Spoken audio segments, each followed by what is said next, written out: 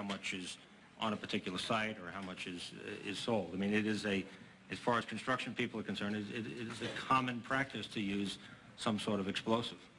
But the thing that I would be interested in, of course, we could check that out as well, is it's one thing for construction companies, people that are in the quarry business, obviously having a ready supply of that stuff and it being screened, but I'm just worrying about the average individual. You know, we have a lot of people in this country who think you ought to be able to walk into an arms store and just lay down your cash and walk out with a firearm. Okay? I'm just wondering if that isn't a situation and something we hadn't really thought about, that you could walk in, lay down your cash, and walk out with a stick of dynamite. If so, it's something I think we need to look at. Yes, sir. Mr. Geeky. Yes. Thank you, Chair.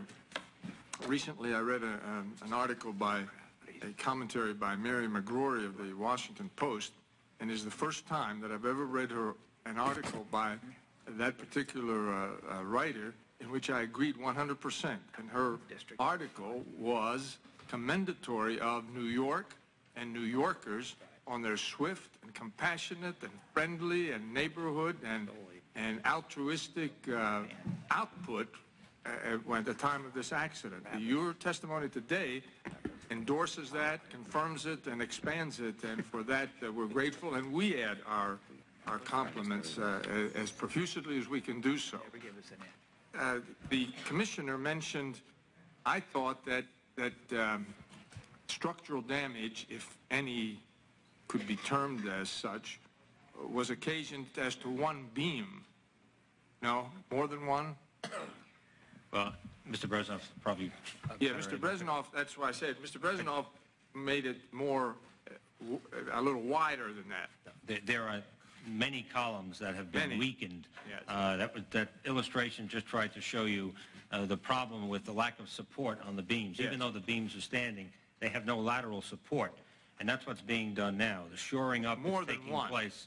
Yeah, much more than that's one. all I wanted to clear up. They had 18 of them shored up, and then 18 of them. Yes, and then lateral supports are now in the process of being put in to hold those beams in place. But yet we're quick to emphasize that those only affect the center core underneath the hotel, and therefore do not compromise the integrity of the support mechanisms for the towers. And that's an extremely important fact to get out to the entire community, so that re-access to the Twin Towers is made available quickly. That's good news. The other... Oh, one of you mentioned, I think it was the commissioner, that many of the people who were injured were treated on site. Is there a first aid station or first aid stations interspersed among the tenants in the centers? Well, we had several medical capabilities within the complex, but the preponderance, the vast preponderance of treatment was afforded by New York City emergency personnel, emergency medical service, who was swiftly on the scene. We have an ambulance on duty at the World Trade Center all the time, attended. We also have a medical office on the 61st floor. Those personnel were available, but this is a good opportunity for me to cite just how exemplary the emergency medical service was in providing service to the affected individuals. All of that, together with the joint effort of the law enforcement agencies, shines through so brilliantly that many of us are going to consider, I personally am going to consider this as an incident in the past from which we're going to learn and then proceed, because New Yorkers, as all Americans, are resilient and eager to meet challenges. I just wanted to say that the Emergency Medical Service set up a treatment facility in the World Financial Center, which is essentially across the street. So they had a treatment facility on scene that they established. And how many did you say were treated on site? 100? About 170, and 450 removed to hospitals, and then another 400 on their own went to area hospitals. And some were treated locally and just discharged? Yes. We still have about 13 people remaining in the hospital. We were up to about 50 people who had been admitted to the hospital, and we have still 13 remaining. What I gather from that is that some of them who were treated on site in that quick facility that was set up were also just let go after a Band-Aid or whatever. That's right. Yes, sir. I have no further questions. Thank you, Mr. Chairman. Thank you, Mr. Geekus. Mr. Washington. Thank you, Mr. Chairman. I have no questions. Mr. Mann. Mr. Nadler. Thank you, Mr. Chairman. First, let me express my appreciation to the chairman for inviting me to sit in on this because, though I'm not a member of the subcommittee, the World Trade Center is in my district. And let me also say that I was there about an hour and a half after the explosion. I watched the exemplary performance of the Port Authority personnel and the emergency personnel, the fire and police department and EMS, and it was just spectacular to watch, and gives one a great deal of confidence. I have a couple of questions for Mr. Brezhnev. What is the normal, the dominant thing one heard and saw of the that was hindering the evacuation and giving rise to medical problems, aside from the unfortunate individuals who were in the immediate vicinity of the blast, was the fact that the elevator corridors and the stairwells were filled with smoke. What is the normal precaution or preventative measure that is supposed to stop that from happening? We have two power sources, and we have fans that can purge smoke. With both power sources being out, that fan system couldn't work. The fire department quickly determined that they could fairly easily extinguish the blaze, and determined that that was the best way to get rid of the smoke and to protect the individuals in the towers. They proceeded to do so. We had to shut off the 3 remaining power feeders so that there was a lot of water down there, and they had to put water on the fire. And that meant that we had no power capacity for any of this at all. So that since the blast was very close to the elevator shafts, in fact, it blew out the pits, the elevator pits in several of the shafts. It was like having I'm not sure if engineers would agree with me, but this is how it appears to me. It's like having a fire in a fireplace and the smoke going up the chimney, going all the way to the top. So in other words, there were 2 power sources, both of which were knocked out.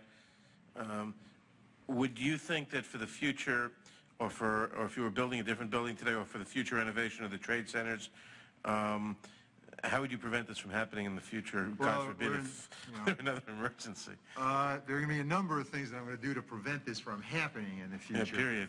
We've had, as you know, Congressman, we've had several challenges at the Trade Center. We had the blackout in Lower Manhattan, and our power, we still had lights and so on at the World Trade Center, even when much of the rest of Manhattan was out. We've had some electrical fires and so on, and our backup systems worked perfectly in a way that was what they were designed for.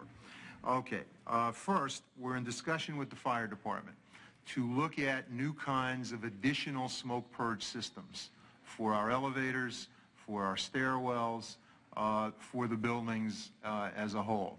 This is a consultation process that is already underway. In fact, it's a good opportunity for me to thank Commissioner Rivera and the department for their assistance, advice, and direction. We're going to do a 3rd power source. I think it will almost certainly be air-cooled generators somewhere. As I mentioned, that carries a little bit of a problem with it. You have to store some fuel, or you have to have access to fuel at some point to keep them operating. One of the issues that gets talked about a lot, it's a fairly complicated issue, is the use of pressurized stairwells. As you know, the World Trade Center was designed 25 years ago, built over 20 years ago, pressurized stairwells. It was decided not to do pressurized stairwells at the time. The fire code of New York City has as an alternative sprinklered buildings or pressurized stairwells. The World Trade Center towers are sprinklered fairly recently, within the last 10 years or so. The fire department and I have been discussing this issue. There's a lot of debate about it. If you open several doors, the pressurization disappears. We are going to retain, with the advice and counsel of the fire department, some outside expertise to once and for all evaluate the use of pressurized stairwells in the towers, and we will abide by where this objective outside expert review comes out. There's a lot of debate about whether it's a good or bad thing to do in the towers. It is possible that when the Trade Center was built, you could have had a stairwell exactly designed that way only for that purpose, or some kind of a flue. That was not the case.